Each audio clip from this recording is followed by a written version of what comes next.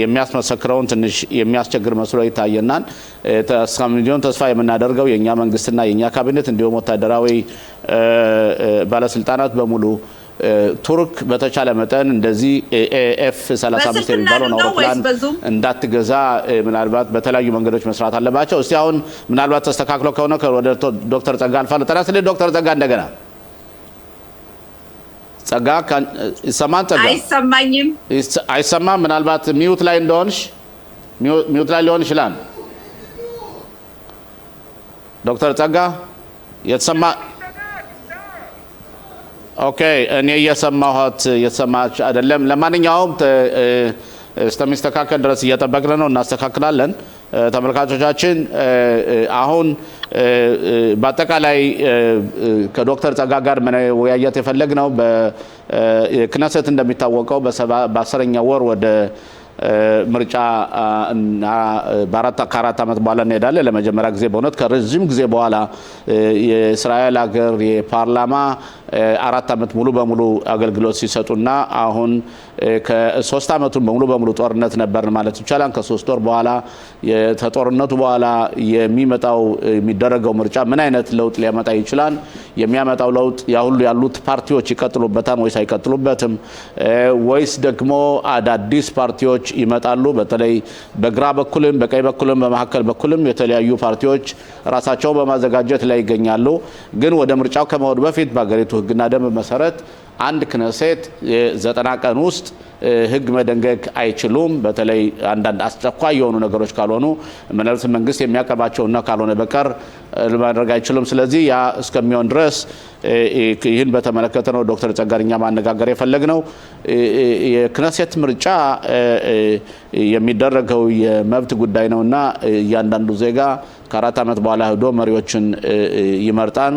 ከመረጠ በኋላ ደግሞ የተርሱን ተወካይ ሄደው እነዚህ የክነሰት አባላቶች የራሳቸውን የጥምር መንግስት ያቋቁሙና እንደገና 4 ዓመት ስለዚህ ዜጋ የሆነ ሁሉ በ4 ዓመት ያለው አንዴ ያለው መብቱ ነው።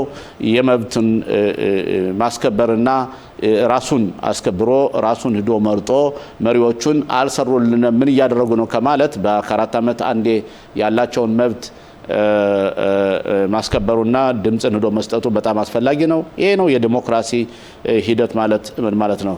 እና ዶክተር ጸጋ ከኛ ጋር ናት። አቶ ቶማር ምናልባት መታከውን ሰማቸዋለሁ።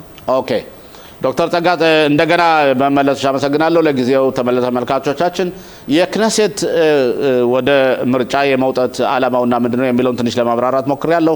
እስቲ ልመለስና ወደ አሁን እናንተ ምን አይነት ህጎችን ነው ለማጽዳት እናንተ ለመደንገግ እየሞከራችሁ ያላችሁት በዚህ ሳምንት ውስጥ ማለት ነው?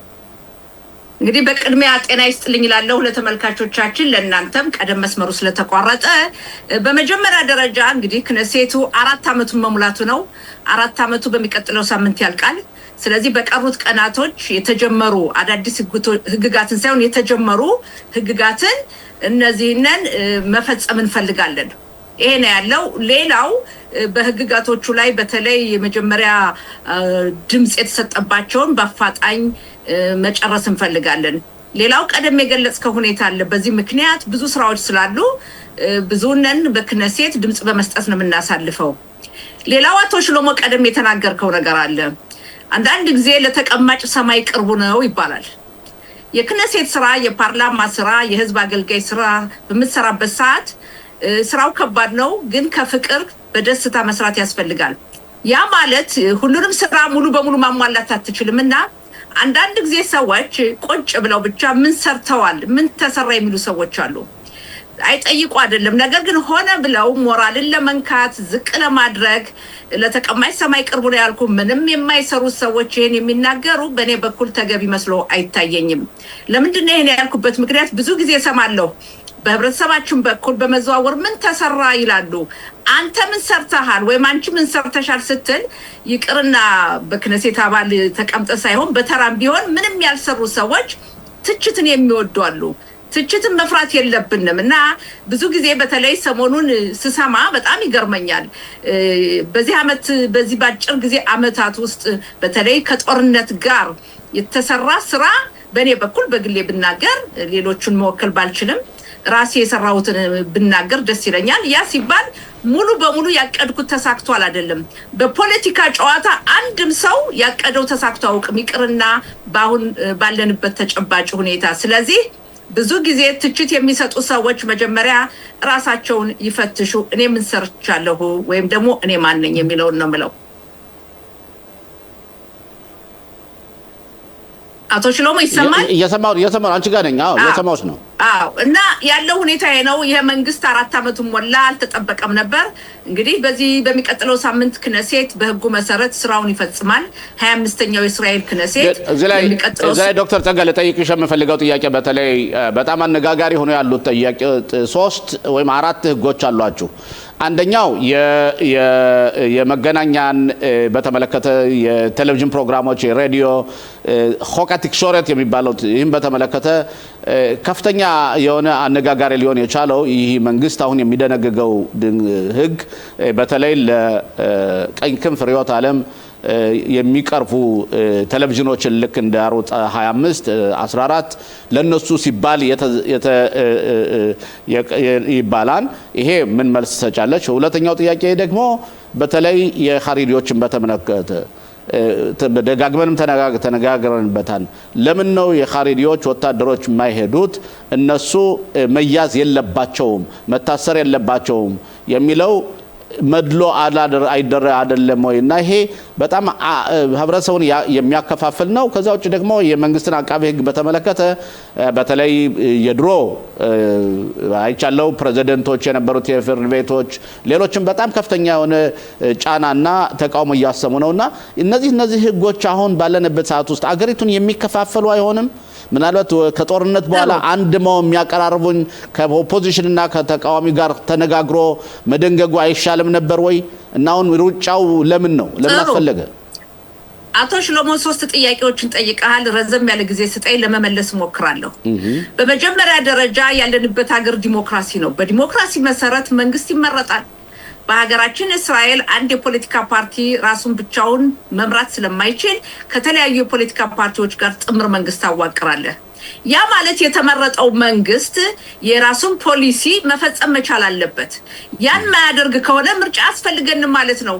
ወደ መገናኛ ዘዴዎች ወደ ቴሌቪዥኖች በየሄድን እንደሆን እኔ እንግዲህ ያደኩበት ነው። በእስራኤል መገናኛ ዘዴዎች በሬዲዮ በቴሌቪዥን 34 አመት የሥራ ልምድ ብዙ አመት ነው። በእስራኤል ሀገር ያለው የመገናኛ ዘዴ በሙሉ አብዛኛውን ስንመለከት የግራ ክንፍ አመለካከት ያለው ነው። ይሄ የታወቀ ነው።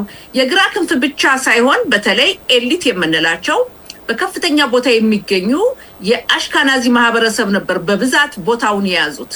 ለብዙ አመታት ያክል ከሰሜን አፍሪካ የመጡ ሰዎች የነሱ ሙዚቃ በእስራኤል ቴሌቪዥን ጣቢያና በሬዲዮ ጣቢያ ሰሙላቸው ነበር። በመገናኛ ዘዴዎች ስትሄድ በሙሉ ጋዜጠኞቹ ቅድም እንዳልኩ ኤሊቶችና የግራ ክንፍ ናቸው። ይህ በመሆኑ የእስራኤል ህዝብ ሙሉ በሙሉ መፍትሄ ወይም ደግሞ ሁሉም ህዝብ የራሱ የሆነ ሬዲዮና ቴሌቪዥን ማግኘት አልቻለም ነበር። አሁን ቀስ በቀስ አዳዲስ የቴሌቪዥን ጣቢያዎች የቀኝ አመለካከት ያላቸው እየገቡ ነው። አሩጽ 14ኛ የቴሌቪዥን ጣቢያ አይስሪም በ40 ወይም ደግሞ 15 የምንለው የቴሌቪዥን ጣቢያ እየገቡ ነው። ስለዚህ የነዚህ መግባት አትርሳ። የሌሎችን ሁኔታም ሌሎች የቴሌቪዥን ጣቢያዎች በተለይ በእስራኤል ሀገር ያሉ የቴሌቪዥን ጣቢያዎች ከካን 11 በስተቀር ሌላው የግል ስለሆነ የንግድ አለው። ስለዚህ የፖለቲካ አቋማቸውን ድሮ ባንድ ግሩፕ ብቻ በግራ ክንፍ ሞኖፖሊ ተይዞ የነበረው እየላላ መጥቷል። ይሄ ሁኔታ ስለሚያስፈራቸው ነው የሚቃወሙ። ሌላው አቶ ሽሎሞ መርሳት የሌለብን ለምሳሌ ያክል እንውሰድ። በእስራኤል ሀገር ብዙ የቴሌቪዥን ጣቢያዎች አሉ። የቴሌቪዥን ጣቢያዎች ከአንድ በስተቀር ሌሎች የግል ናቸው። የግል ስለሆነ ነፃ ገበያ የምንለው ፍሪ ማርኬት የምንለው በተመለከተ በዚህ ጉዳይ ላይ ለምሳሌ 140 የቴሌቪዥን ጣቢያን ለማየት ያንተ እናት የኔ እናት ሌሎች ወገኖቻችን ማየት ሲፈልጉ ይሄን ለማየት ሌላውን በሙሉ በኬብል ገብተው 300 400 ጣቢያውን በሙሉ መክፈል አለባቸው። የሚያዩት ግን አንድ ብቻ ነው። እኛ የምንለው መሰለ ለሚፈልጉት ብቻ ይክፈሉ። ለምን ለሙላ ይከፍላሉ? ለማያዩት ለ300 ጣቢያዎች መክፈል የለም። ይሄ አንድ ነው። ሌላው ትልቁ ነገር የግራ ክንፎች ትልቁ ኃይላቸው ገንዘብ አላቸው። ተጨማሪው ደግሞ ተጽዕኖ የሚያሳድር የመገናኛ ዘዴ ስለሆነ እንዲነካ ስለማይፈልጉ ነው። ይሄ ነው አንደኛው ትልቁ ትግል። የሀሪዲዎች ጉዳይ ብዙ ተነጋግረንበታል አቶ ሽሎሞ። የሀሪዲዎች ውትድርና ያገልግሉ የሚለው የማይማሩ ሃይማኖቱን ማገልገል አለባቸው። የሚማሩ ተመልከት፣ ይማሩ፣ ትምህርቱን ይቀጥሉ፣ የማይማሩት ግን ማገልገል አለባቸው የሚለውን እኔ ራሴም የማምንበት ነው። ከፖለቲካው ጥምር ውህደት በተነሳ የአንዳንድ የፖለቲካ ፓርቲዎች ይህንም የማይቀበሉ አሉ እንጂ ማለት የመንግስቱ ያወቃቀር ሁኔታ ብቻችን ስላልሆነ የሊኩድ ፓርቲ የነበረ እስራኤል ከተቋቋመች አንስቶ 78 ዓመት የሚያወዛግብ ጉዳይ ነው የሀሪዲዎች። ሌላው አቶ ሽሎሞ ሁሉም ነገር የሀሪዲዎችም የፖለቲካ ጉዳይ ነው። በጥምሩ መንግስት ከነሱ ቢገቡላቸው ይወዷቸው ነበር። ሌላው ሶስተኛው ጥያቄ ዶክተር ጸጋ ጊዜ ስለሌላ አጠር ባለ ሁኔታ እንደገና ትንሽ ማስተካከያ ስለፈለግ ነው። አሁን እናንተ የአቃቤ ሕግን ከሁለት መከፋፈላችሁ፣ አንዱ ክስ የሚያቀርብና ሌላው ደግሞ ለመንግስት አማካሪነት የሚያማክር የሚለውን ከሁለት ተከፋፍሉታላችሁ እና ይሄ የሆነው አሁን በተለይ በህግ ድንገጋው ላይ በተለይ የአቃቤ ሕጊቱ ሚያራ በነበራት አቋምና እሷን ለመበቀል የምታደርጉት ህግ ነው። በእውነት ይጠቅማን ተብሎ ለህብረተሰቡ የሚደነገግ ህግ ነው? አቶ ሽሎሞ ይሄ ጥያቄ የመንግስት የህግ አማካሪ የአሁኗ የህግ አማካሪ የሚያራ ጥያቄ አይደለም፣ ለዘመናት የቆየ ነው። ምሳሌ ብሰጥህ የቀድሞ የህግና ፍትህ ሚኒስትር የነበሩት ፕሮፌሰር ዳንኤል ፍሪድማን፣ የያይር ላፒድ አባት ቶሚ ላፒድ፣ እነዚህ በሙሉ ይሉት የነበረው ምን መሰለህ? ጥሩ አሰራር እንዲኖር ይሄ ሁኔታ ከሁለት መከፈል አለበት። የመንግስት አማካሪ አንድ ሰው መሆን አለበት፣ ለመንግስት በህጉ በኩል የሚያማክር። ሌላው ከሳሹ አቃቢ ህግ ደግሞ የሚሆነው ሌላ ሰው መሆን አለበት። ያ ካልሆነ ለምሳሌ ሚኒስትሮችን ለፍርድ ለማቅረብ የሚከሰው ክፍል አቃቢ ህጉና ሚኒስትሮችን በስራ በመንግስት የሚያማክረው አንድ ከሆነ አንድ ሰው ሁለት ስራ ሊያከናውን አይችልም የሚለው አሁን የመጣ ጥያቄ አይደለም። ለዘመናት የቆየ ነው። ቢያንስ ከ20 ዓመት ወዲህ ሲነገር የቆየ ነው። ነገር ግን የአሁኑ መንግስት ስላመጣ ነው እየተፋጠነ ሲመጣ የማይዋጥላቸው።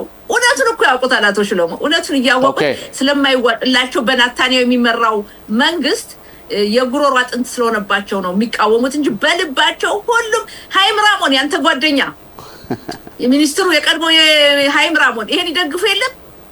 አዎ ይደግፋል። አዎ። እና ይሄ ሁሉ የሚያመለክተው ሃይም ራሞን የሊኩድ ሰው አይደለም። አዎ።